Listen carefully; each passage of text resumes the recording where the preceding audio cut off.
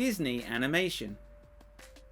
When you think of animation, perhaps the first thought you have is Disney.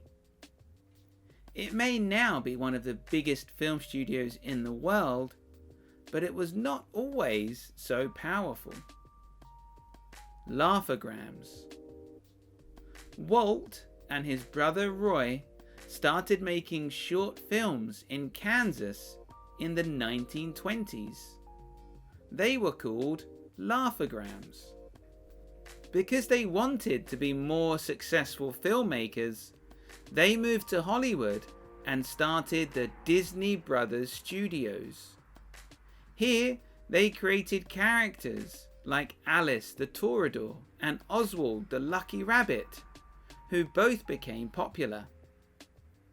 These characters starred in short, funny animated films that would often be played before a feature film in cinemas, like how Pixar often has a short film played before their main film.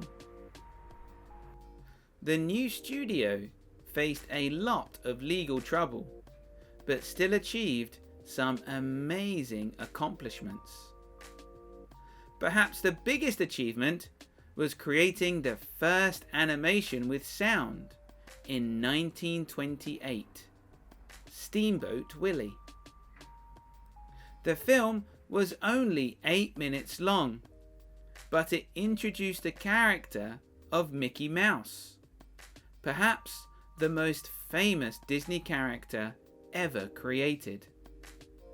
Combining animation and sound was a very big achievement, one which other studios would soon start trying to copy. Silly Symphony and feature-length films. Disney made many more short animations with their Silly Symphony series, which introduced characters like Donald and Daisy Duck, Goofy and Pluto. These short films were very successful, but in 1937 Disney took a big risk and changed their business model.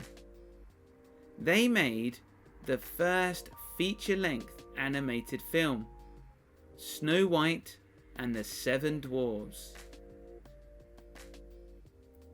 The film was a big gamble for Disney.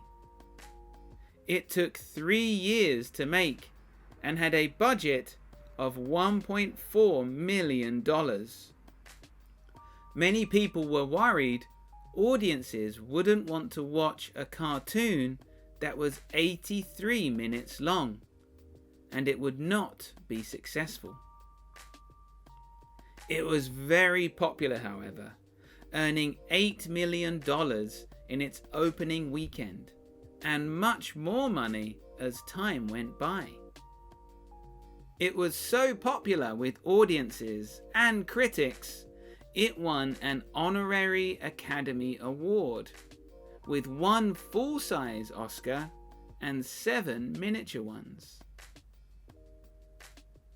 2 years later, Disney made Pinocchio in 1940. It was very popular and won many awards. Walt Disney loved Mickey Mouse, and so he wanted to make a short film called The Sorcerer's Apprentice, starring his favorite character. A famous conductor called Leopold Stokowski said he would work on the film for free, and suggested to Disney it shouldn't just be one short film, but many short films together. Fantasia was released in 1940, and it was over 2 hours long. It lost Disney money, but was celebrated by critics, and is still loved to this day. One achievement of the film was a technology called Fantasound.